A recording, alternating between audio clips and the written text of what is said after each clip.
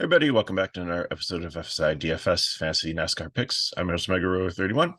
Xfinity race today, 200 laps, Kansas. This is going to be a speculation video. I'm sorry, I got to do this before work, so I don't have the real stuff. But before you turn the video off, yesterday I did a truck speculation one, and number one in my model was Christian Eckes, and he did end up winning the race. Didn't have the most dominant truck, but a lot of the math that goes into these does tend to carry over to the true thing. There's obviously exceptions, like, we didn't know Crafton was going to qualify so low and be like a really good place differential play in theory, and things like that. So those things happen. So before we get going any further before you turn the video off, because I don't have the real data, do stay tuned to the channel, because I'm going to attempt my first NFL video. A lot of you have been asking for it from FSi. So I've worked with the team. I'm starting to put together the data, do some deep dive in, and should be rolling that out. It should be up late Saturday night or early Sunday morning, enough time before the slate. So check it out. Give your honest opinion of, again, I play NFL. I don't play NFL like some of the other players do. So I'll explain like how I play, build my lineups and stuff, and give me some feedback on it, and let me know. So stay tuned to that. So commercial free week, as I promised to start the playoffs. Or thank you for enduring all those commercials in the YouTube videos throughout the season. So I appreciate that, but they're necessary. We do need to make some money here to pay for the internet and some expenses for FSI. So just thank you for that. So you can still like the video, subscribe to our channel, like I said, so when the new things like NFL or anything else we try comes out for you. So let's get into this race. So 200 laps, so there are going to be some dominator points. We did see Sanchez get out there and dominate, but then towards the end of the race, through people pitted earlier in different theories and stuff to try to, and it was like a really, they were like going 3-4 wide at the end of this race. Nobody like really wrecked at the end, but I mean, you're on like your seat there. And I guess on the restart started like third or fourth and was able to get around the edge. It's just aggressive, and it's probably going to be an exciting finish. So we do not have Kansas race like we did for the truck race. They already raced there previously, so that kind of helped. But we do have Michigan, which is a very comparable track to look at for that. So I pulled the Kansas 22 data. Auto Club, which I don't want to weigh in a ton because of the tire wear there. Vegas is a good comparable one, but that was so early on in the season that a lot of these guys didn't even race there, or they learned a lot and they're in much better form now. So I looked at their track style at comparable intermediate tracks, and looked at their average starting position there, and that's what we got. So you're looking at my colors here. The green people are locked into the playoffs. This is the last round before the playoffs start next week. 12 people make the playoffs. Herbst and Klingerman are separated by 1 point, so it'll be an exciting battle between them to get the last position in the playoffs on points. The guys in blues can ruin the party, because if one of them wins, then that means that Herbst and Klingerman are out and they take the final spot. So among them, I don't know if Brandon Jones, I think definitely is probably the biggest threat to do that. Among the other ones, Ryan Sieg, if he gets really lucky. Moffitt and Clement are decent. Retzlaff, he finished ninth here and ran pretty good. So with a really good break, he's a very, very dark horse. Alfredo, I don't think has the car for it. Joe Graff Jr. in a Gibbs car, I don't know. I always feed him. There's better equipment for him, but see, how do you do in Michigan? He was in the C car. He finished 27th. I don't think he can do it. I would just absolutely amazed. Grawl, I think, is another dark horse potentially. Williams and Sieg, I don't think so. If we were talking like Daytona or Talladega, maybe, or if like there's mass chaos and a huge like big wreck or something, which I don't see at this racetrack, then maybe, but I don't think so. So just by data with qualification on tracks like this, Chandler Smith has the highest average starting position, but I'm going to give him a GPP because he was good in an Auto Club in Vegas, didn't run Kansas last year. But in Michigan, he was okay, but his average on these intermediate tracks is like 13th. So I think that even if he's up there, I don't think he's going to really dominate this race, and I think he falls back a little bit. He started 6th and finished 20th in Michigan, so he'd be a GPP there. John Hunter Nemechek. I know if you watch the videos all the time, I'm always down John Hunter Nemechek. I say he's too volatile. He actually, over the course of the last couple of weeks, lost the point lead, but he won this race in Michigan. He looked good. He has a win at Kansas already. This is a track style that suits him, and I think unless he does something stupid or runs into bad luck, I think that he's going to be able to close this one out. He's trying to get the regular season title back and get those extra points going into the playoffs. He's battling Austin Hill for that. So I think that's another incentive for him to do well and try to win this race. And I think that he gets out there early. He probably qualifies really well and dominates this race. So I'm going to call him the prime. He's on the cover.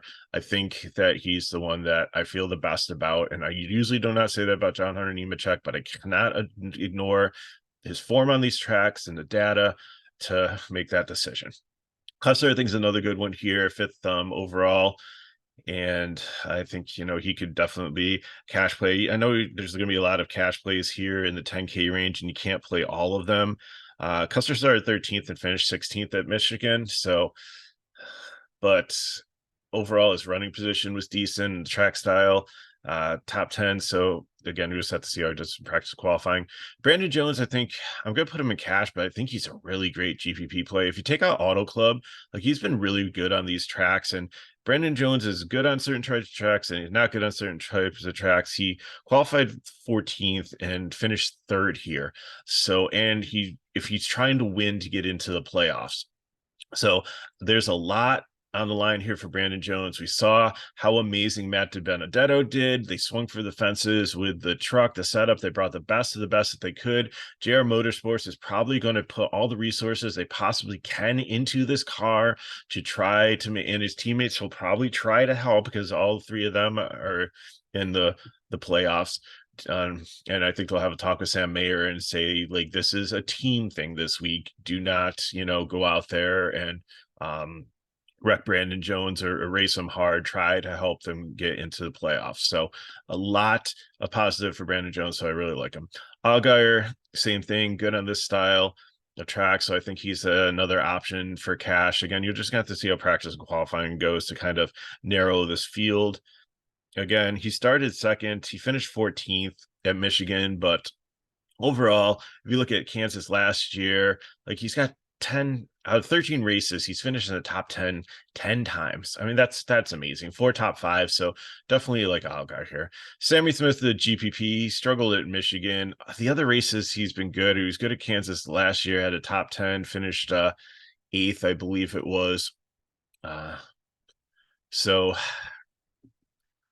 But again, he finds trouble also, has had some mechanical issues this year.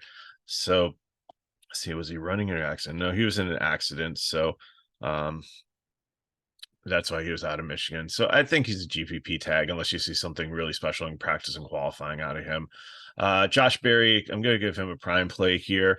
He had the pole last time out here. He finished 2nd. He was in Michigan. He was up there. He's got 2 top 10s here. His average finish is 8.5. He has the 2nd overall aggregate if you consider everything here on all the similar tracks. So really like him as a play here. Sam Mayer is a GPP just because, again, he's rubbed people the wrong way, and I think it's eventually going to come back to bite him. 2 races here, just like Barry, he's been pretty good, but again, I'm a little bit scared of the revenge factor. Austin Hill trying to hold on to the regular season title. I think he can be a good cash play here. He comes back 3rd. He's raced here 2 times, 1 top 5, 1 top 10, led a couple laps. So I think that he's another one that you should look at. Again, you're going to have to weed out these 10K guys. I know you can't play all these guys, but I just want to let you know my initial thoughts on them. So, you're just going to have to see after practice and qualifying between Custer, Allgaier, and Hill if you want to put another 10K guy up there. I think Barry and Nemechek would be the ones, just based on what I've seen on these tracks, that I want to keep in there. If you want to try to go 3, that'd be the other ones, but I probably would rather do like Brandon Jones, or if there's somebody with good place differential. Hemrick is moving to the 10 car.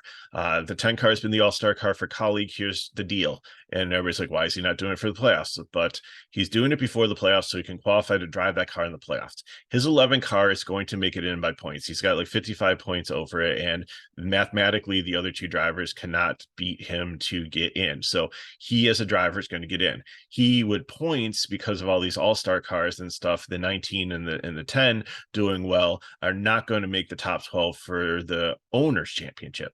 So by driving this car in one race here, he qualifies to drive it in the playoffs. So that way he can compete for the drivers championship and the owners championship in the 10 car starting next week. So that's what's going on there. Probably going to still give him like the best of the best, because they really want him to get into that last spot there and qualify for it. I believe there's up against a couple other cars. I don't know if they're far enough, if they're locked in or not yet. They might be, because I think there might have been a win in this car. But anyways, I don't worry about him not having the right pit crew or stuff. He'll be perfectly fine.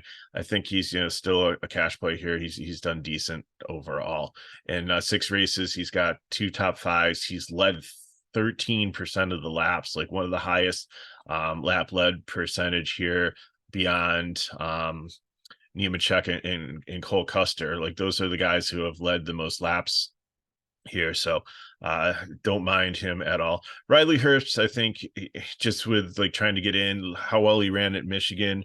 He started 5th, ran 6th. He ran the top 5 most of the day there. So I definitely think that he's one that considering cash. I know like he's usually a GPP player, but in the context of this slate, unless I see something that's really alarming in practice or qualifying, then he's going to be a cash play. Kraus at GPP, he's a decent driver. He's in a good car here in the Colleague car. So 6 races here, 4 top 10s, 1 top 5, 13th overall finish. I think it might be his truck data, but I can't remember where I pulled it from. But I think it's a good situation, but I don't think you can do it in cash. Sheldon Creed's always a GPP, just makes 2 aggressive moves and ends up wrecking and stuff. So Jeb Burton, I think, is another GPP here also. Didn't do well at Kansas last year, did a little bit better at Michigan, but nothing really popping here for me that I'd want to play him in cash. Ryan Siegs, GPP, but if he starts down the bottom, then he turns into a cash darling that we can usually trust. If he starts anywhere below probably 20th, then I think he turns into a cash play. Brett Moffitt, the same thing. I'm using the Brett Moffitt whisperer, and like, he's been solid to close out this season. Again, maybe they swing for the fences and try to get him the win, but I just don't think they have the program to do it. But stranger things have happened. But I think he's a GPP more than cash, unless he starts way down the bottom, and then I think he is definitely somebody that could turn into a cash play like Sieg. Clement, the same thing. Like, all 3 of these drivers are just kind of the same block, within the same price range here. Although Clement's like down at 7K. It all depends on where they qualify. If any of them qualify below 20th, then they start to become more of cash plays than GPP. Klingerman, I'm going to give the other prime play to here, because, and I understand if you can't fit him in at the 8-4 and need to go to somebody cheaper, that's fine. But I think, again, just he doesn't qualify usually as well. And he qualified 17th and he finished 8th in the race in Michigan. I know it's not the same track, but just if you look at the data, he doesn't qualify well here, but he usually finishes well in these races. He usually has good long run speed. So it's something that someone I definitely want to look at. And with the whole desperation thing, I think it's a single car team, kind of like we saw in the truck series there, with people trying to make the cut, just like did amazing things. So and finished high up. So I think he'll be in the same situation there.